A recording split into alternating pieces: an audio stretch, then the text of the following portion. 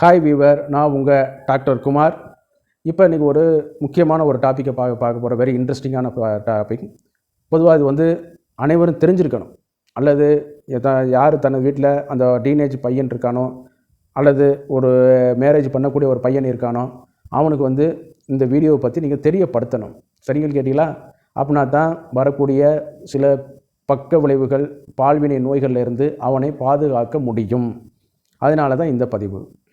ஒரு ஆண் முதல் முறை உடல் உறவில் ஈடுபடும் பொழுது என்னென்ன பிரச்சனைகளை எதிர்கொள்கிறான்? சரிங்களா? இது என்ன சார், என்ன வேலைக்கு போகிறான், அதெல்லாம் வந்து சமுதாயம் சம்மந்தப்பட்டது. இது உங்களுடைய உடல் ஆரோக்கியம் சம்மந்தப்பட்டது. பொதுவாக வந்து பார்த்திங்கன்னா, ஒரு அந்த ஆண் குறி வந்து பார்த்திங்கன்னு கேட்டிங்கன்னா, நான் ஏற்கனவே சொன்ன மாதிரி சாஃப்ட் இருக்கும். சாஃப்ட்டில் வந்து நுனிப்பகுதி கிளான்ஸ் பெனிஸ் இருக்கும். கிளான்ஸ் பெனிஸ்க்கு மேலே வந்து ஃபோர் ஸ்கின் வந்து இருக்கும். ஃபோர் ஸ்கின்னுக்கும் இப்போ கிளான்ஸ் பெனிஸும் சந்திக்கிற இடத்துல ஃப்ரீனிலம் சொல்லக்கூடிய ஒரு சின்ன தண்டு வளைவு பகுதி இருக்கும்.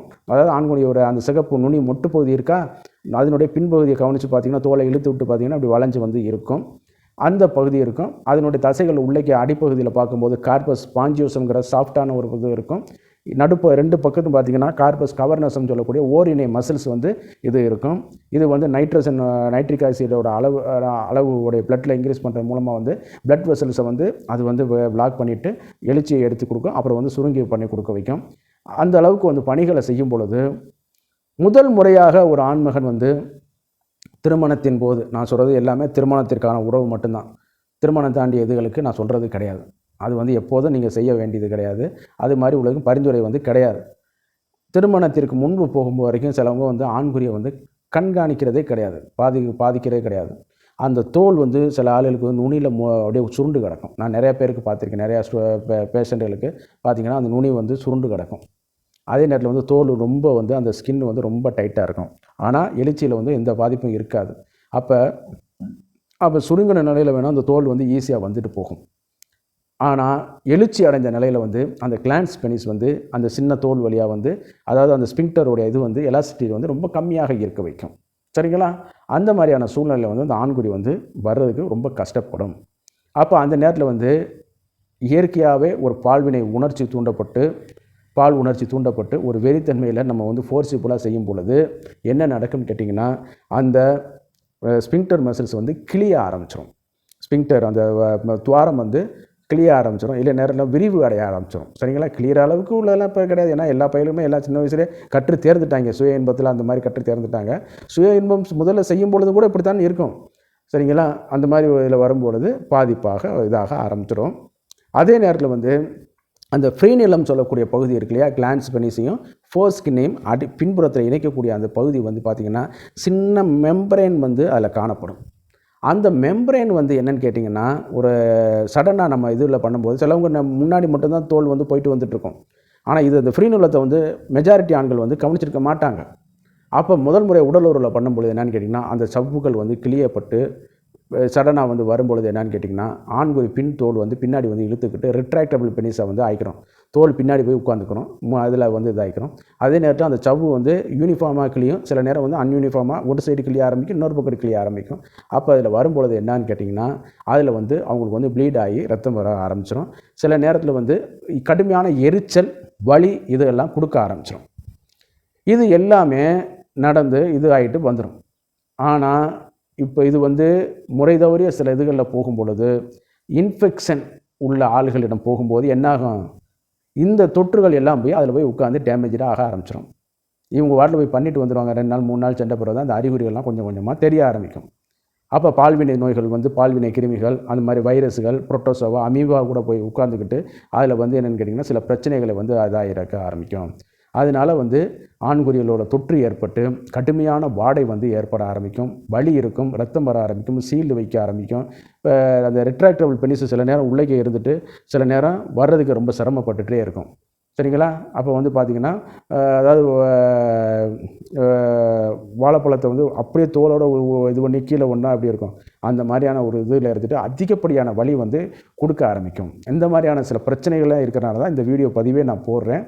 அப்போ இதுக்கு என்ன சார் தீர்வு அப்படின்னு சொல்லி பார்த்தோம்னா, சர்க்கம்சிஷன் அப்படின்னு சொல்லக்கூடிய நுண்தோல் அறுவை சிகிச்சை மூலமாக அகற்றிட்டோம்னா சிறு வயதில் எந்த பிரச்சனையும் கிடையாது, ஒரு பாதிப்பும் கிடையாது.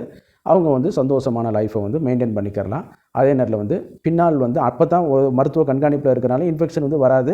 அப்புறம் ஆறிடுச்சுன்னு கேட்டிங்கன்னா அடுத்து எந்த பாதிப்பும் வராது. அந்த தோல் அதாவது நான் பெரிய வகையான பால்வினை நோய்களை பற்றி நான் சொல்லலை. இந்த சின்ன சின்ன பால்வினை நோய்கள் இருக்குல்ல, நிறையா சிபிலைசிஸ், கொனேரியா, இந்த மாதிரியான இது இருக்கு இல்லையா, அதெல்லாம் போய் அதில் உட்கார்ந்து இருக்கிற இது வந்து குறைஞ்சிரும். அதே நேரத்தில் வந்து அந்த கிருமி தொற்றுகளுடைய சந்தர்ப்பவாத தொற்றுகளும் வந்து கொஞ்சம் கொஞ்சமாக குறைய ஆரம்பிச்சோம். அதனால தான் அந்த சர்க்கம்சிஷன் வந்து நம்ம வந்து இதில் வந்து அட்வைஸ் பண்ணுறோம். இது வந்து நன்மையா தீமையான்னு கேட்டிங்கன்னா இது வந்து இன்றைக்கி அந்த காலத்தில் வந்து எல்லாமே ஒரு இதாக இருந்தாங்க. ஒருவனுக்கு ஒருத்தி அப்படிங்கிற ஒரு கான்செப்டில் இருந்தாங்க. இன்றைக்கி அப்படி வந்து கிடையாது. பொதுவாக அதில் வந்து ஆண்குறி யாருமே கான்சன்ட்ரேட் பண்ணுறது கிடையாது. அது முதல்ல இப்போ ஜட்டியை போட்டு அதில் போட்டு பாதுகாக்கிறது தான் அவருடைய, அது எப்படி இருக்குது, என்ன மாதிரி இருக்குது அப்படிங்கிறதெல்லாம் கிடையாது. அந்த மாதிரியான சூழ்நிலையில் வந்து இந்த சர்க்கம்சிஷன் வந்து அட்வைசபிள். மருத்துவருடைய ஆலோசனையின் பேரில் மருத்துவ கண்காணிப்பில் செஞ்சால் தான் அதுக்கு அட்வைசபிள். நீங்கள் வாட்டில் போயிட்டு நம்ம அதுகளுக்கெல்லாம் நம்ம வந்து சொல்ல முடியாது. மருத்துவருடைய ஆலோசனை அறுவை சிகிச்சை மூலமாக வந்து பண்ணுறது நல்லது. அதே நேரத்தில் வந்து ரிட்ராக்டபிள் ஃபோர்ஸ்கின் இந்த மாதிரியான இதெல்லாம் வந்துன்னு கேட்டிங்கன்னா ஒரு முறிய மருத்துவருடைய அணுகி அதில் வந்து அந்த தோலை வந்து மெல்ல வந்து எடுத்துக்கொள்ள வைக்கலாம். அது என்ன வகையான பிரச்சனைங்கிறத பொறுத்து. சரிங்களா? இதில் வந்து பார்த்திங்கன்னா ஃபர்ஸ்ட் நைட்டில் எல்லா விதமான ஆண்களும் நீங்கள் எதிர்கொண்டிருப்பீங்க. வெளியில் சொல்கிறதுக்கு வேணால் கஷ்டமாக இருக்குமே ஒழிய கண்டிப்பாக இது இருக்கிறதா இருக்கும். அதே மாதிரி அந்த ஸ்பிங்டர் மசில்ஸ் நுனித்தோல் வந்து அந்த துவாரம் இருக்கு இல்லையா, சில நேரம் வந்து கிளிய ஆரம்பிச்சிருக்கும். ரொம்ப டைட்டாக இதாக இருக்கும். அதனால் கோடாகி விரிசலாக ஆரம்பிச்சிருக்கும். அப்போ அதுகளுக்கு உள்ளதுக்கு வந்து பார்த்திங்கன்னா நன்றாக வந்து ஆன்டிபயோட்டிக்கை கொடுத்துக்கிட்டு அல்லது வலி நிவாரணிகளை கொடுத்துட்டு ஜென்ரல் லூப்ரிகேஷன் இது பண்ணிவிட்டு அதற்கான தக்க மருத்துவங்களுக்கு இது பண்ணிட்டோம்னா இதாகிட்டே இருக்கும். இதெல்லாம் கரைச்சல் என்னங்கிறதுலாம் தெரியாது. அப்படிங்கிறதுனால தான் சிம்பிளாக வந்து சர்க்கம்சிஷன் வந்து இந்த மாதிரியான கண்டிஷனில் வந்து அட்வைசபிள். ஏன்னா முதல் தொற்றுகள் வந்து இந்த மாதிரியான இதுகளில் வரும்பொழுது வந்து அதிகப்படியான வாய்ப்புகள் வந்து அதிகம். அடுத்து அந்த தோல் இந்த மாதிரி இன்ஃபெக்ஷன்லாம் இல்லை அப்படின்னு அந்த மாதிரி இப்போ பிரச்சனைலாம் இல்லை, நல்லா ஈஸியாக மூவ் ஆகிட்டு வருது, ஆண்குறி நல்லா இப்போ இழுத்து விட்டால் வருது, அந்த மாதிரியான இருந்துச்சுன்னா பயம் வந்து வேண்டியது கிடையாது.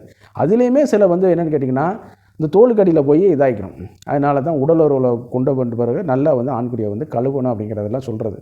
சிலவங்க வந்து என்னென்னு கேட்டிங்கன்னா டிஷ்யூ பேப்பர் வச்சு துடைச்சிட்டு போகிறேன். டிஷ்யூ பேப்பர் வந்து என்ன அது வேணால் அப்சர்வ் பண்ணும். அதே நேரத்தில் என்னென்னு கேட்டிங்கன்னா மைனர் அப்ரேஷனை வந்து ஆண்குறியில் வந்து உண்டு பண்ணி கொடுக்க வைக்கும். அதன் மூலமாக என்ன ஆகும், கிருமி வந்து உள்ளே போக ஆரம்பிச்சிடும். அதனால தான் அதெல்லாம் நாட் அட்வைசபிள். பிளெண்டி ஆஃப் வாட்டரை வச்சு நல்லா கழுவுங்க. நல்லா தோலை நல்லா இழுத்து விட்டு நல்லா கழுவுங்க. கழுவிட்டு யூரினேஷன் வாய்ப்பு இருந்துச்சுன்னா பாஸ் பண்ணி அதுக்கு பிறகு கழுவுங்க. நன்றாக சோப்பு போட்டு கழுவுங்க. பொதுவாக இது வந்து ஓரிரு நாட்கள் இது வந்து முதல் உடல் உறவில் அடுத்த உடல் உறவில் நீங்கள் கடைபிடிங்க. அடுத்து வந்து மனைவிங்கிறதுல வரும்போது வந்து பார்த்திங்கன்னா அப்புறம் நம்மளுக்கே பழக்கப்பட்டு போயிடும். அடுத்து நீங்கள் தொடர்ச்சியாக வந்து நீங்கள் வந்து பண்ண ஆரம்பிச்சுக்கலாம். இது எல்லா அறிவுரையும் நான் சொல்லுவது ஒருவனுக்கு ஒருத்தி மனைவிக்கு திருமணத்திற்கு பிறகு இது மாதிரி வர்றதுக்கு மட்டும் தான் நான் சொல்கிறேன் ஒழிய நீங்கள் போய் வெளி இடத்துல போயிட்டு இந்த மாதிரி பண்ணிவிட்டு நீங்களையும் கெடுத்து அடுத்து அந்த தொற்றுகளை பின்னால் வரக்கூடிய உங்கள் மனைவிக்கு கொடுத்து மனைவின் மூலமாக வரக்கூடிய குழந்தைக்கும் கொடுத்து உங்கள் குடும்பத்தையும் கெடுத்து சமுதாயத்தையும் கெடுத்துட வேண்டாம். ஒருவனுக்கு ஒருத்தி தான் கான்செப்ட். சரிங்களா?